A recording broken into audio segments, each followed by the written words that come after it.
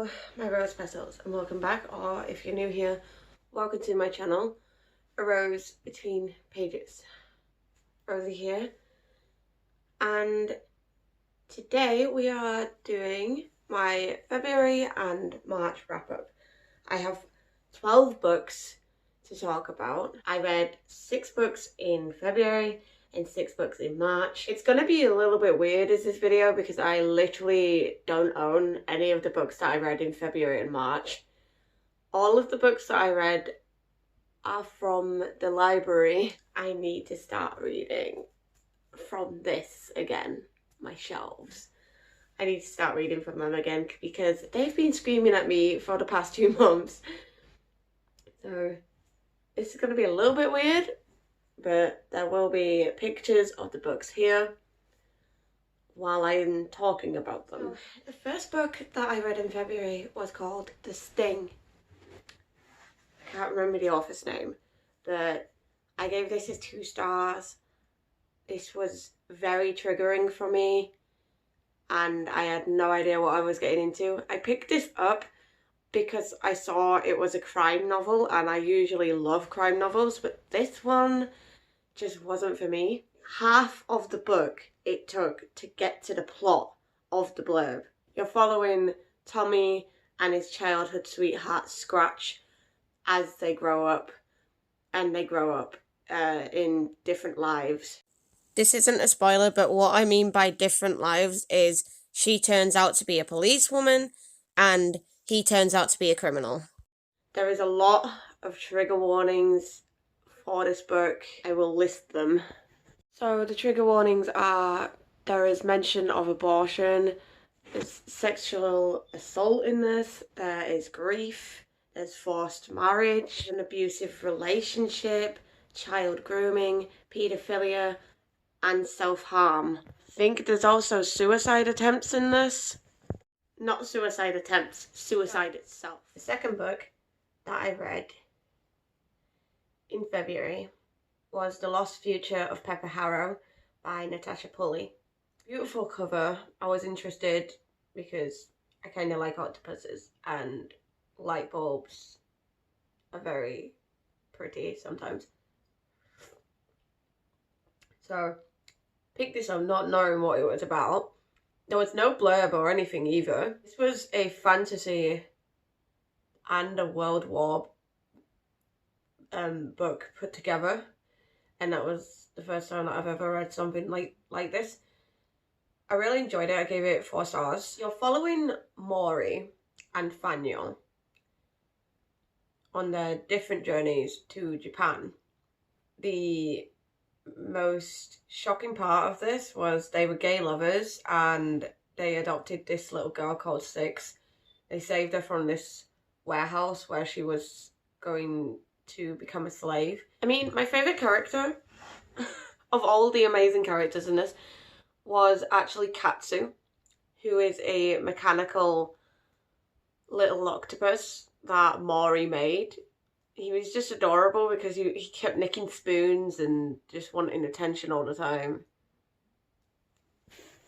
That's all I can say about this book without spoiling it too much. We are halfway through my February wrap up now. So the third book that I read was the exact opposite of okay.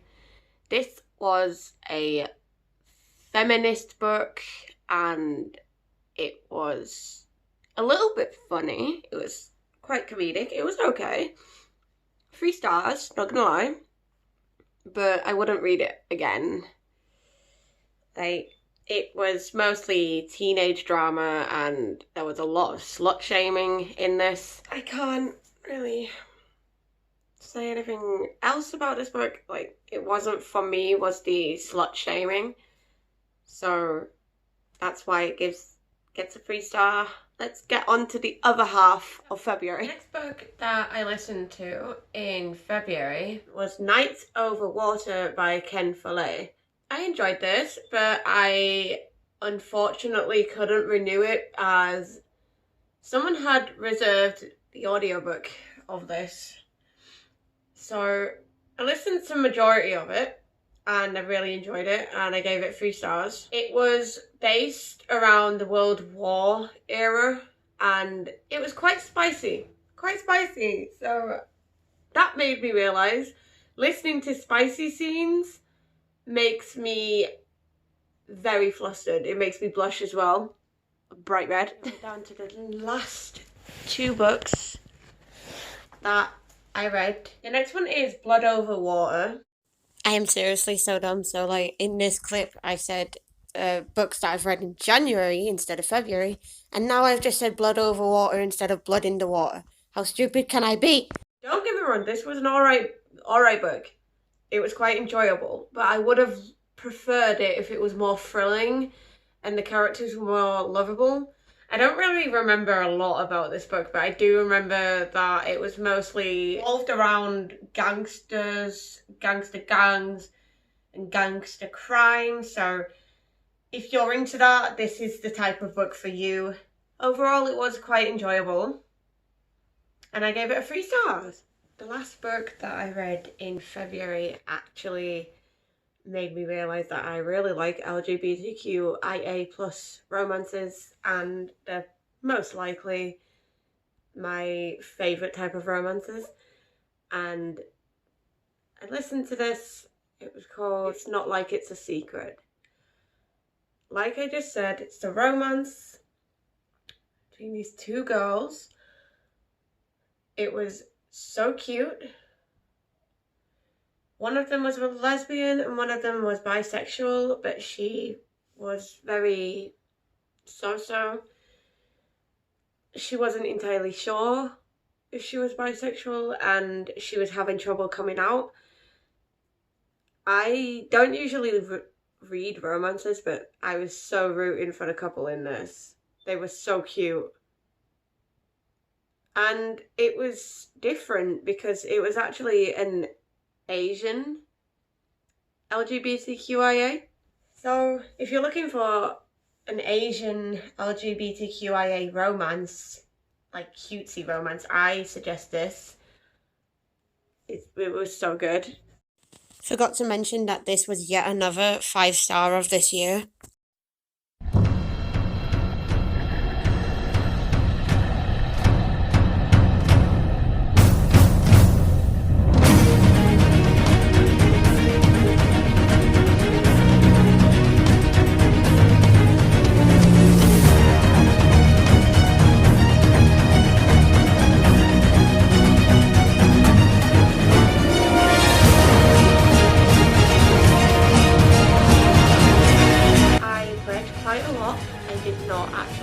Myself to read that much. Obviously, as you just saw by the stats, I read more mystery and fantasy than anything else this month. I read medium books, a lot of medium books this month, and also 4.5 stars was my highest rating of this month. So let's dive in. The first book that I read of March was Till Murder Do Us Part by James Patterson.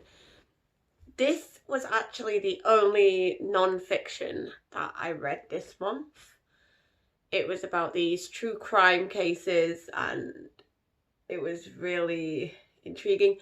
I'm weird. I love reading about true crime stuff and I love reading about actual serial killers as well. Now, don't get me wrong, I actually love James Patterson's writing.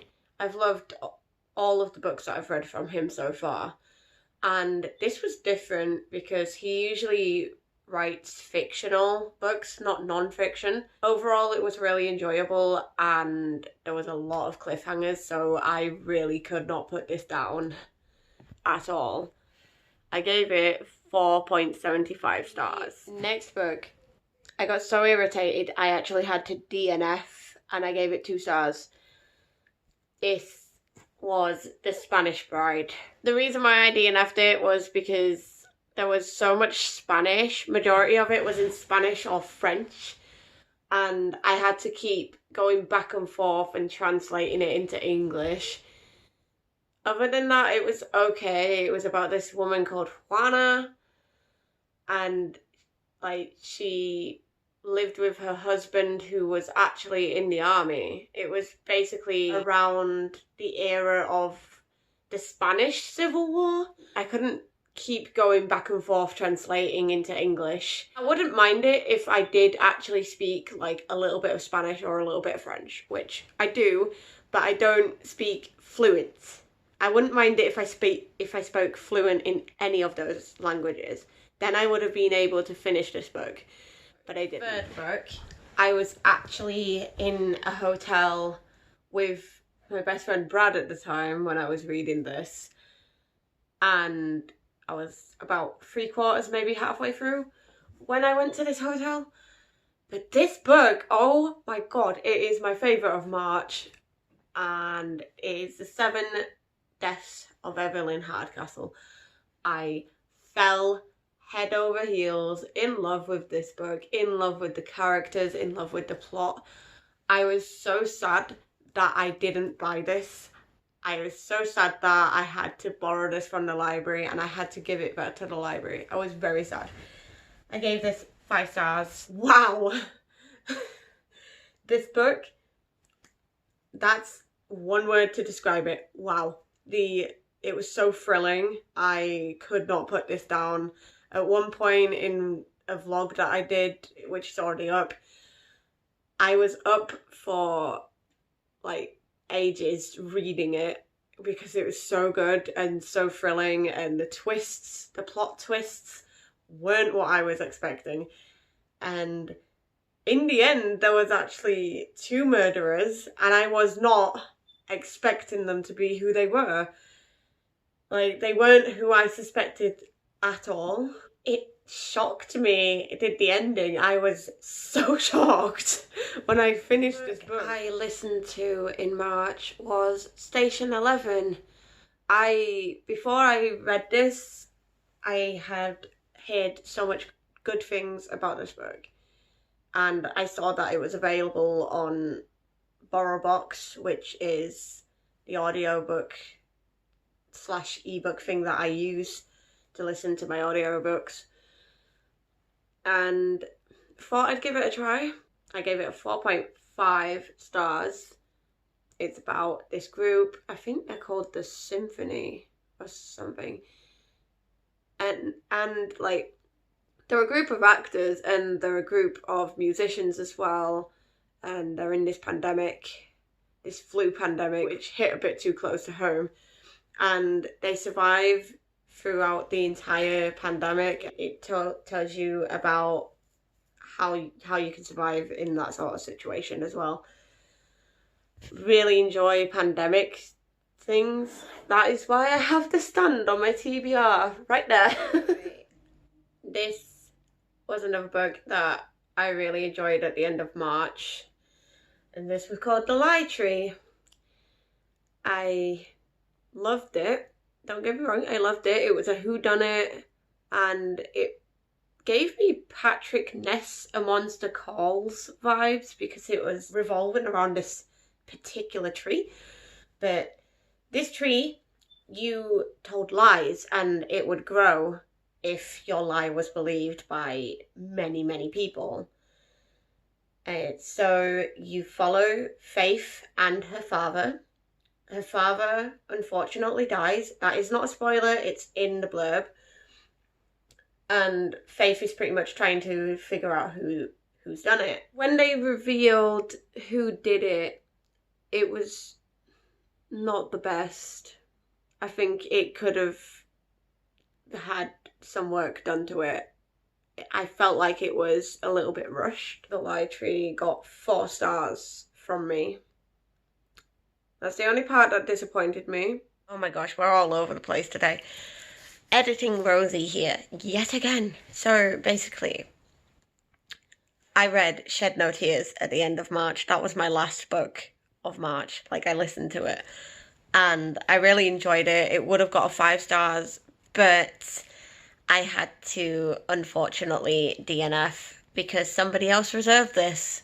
So I couldn't read it in time. I was really enjoying it. It was thrilling. I wanted to know more. I also completely forgot to mention that I'm actually listening to The Four Winds by Kristen Hanna at the minute. And I'm 18% through and I'm loving it. Hi, if you're still here. you made it to the end part of this video, which is basically my April TBR and possible reads. So, I am currently in the middle of reading Girls on Fire, and I have about 40 or so pages left of this. It is getting 4 stars from me. It's about these 2 girls, Dex and Lacey, and you basically follow them too through meeting each other and their lives together, pretty much. It's also LGBTQ as well. And then what I'm going to read next is Burn You Twice by Mary Burton. This is about a woman who escapes an arsonist's fire, and a homicide detective believes that she was the one that caused it. After that, I'm either reading Verity by Colleen Hoover, because I've heard it's really creepy, and I love creepy books. Or I'm going to read Ugly Love by Colleen Hoover. Either way, in April, I will be reading these 2. I've set my resolution in April to read 8 books. And I'm hoping that I can get to this series, the ACOTAR series. I do have the first one on its way. I did order it before this, but for some reason the second one came first. Okay, editing Rosie here. I forgot to mention that before ACOTAR, I might read Ready Player 2, because I've read Ready Player 1 and I really enjoyed it, and I've heard that Ready Player 2 is awful compared to Ready Player 1. I've got to finish that duology before I go into that series. That is all I have for you guys today. If you liked it, please make sure to give it a big thumbs up and comment below a bird or a rose for ACOTAR. And I shall see you in the next video. Stay luscious. Bye.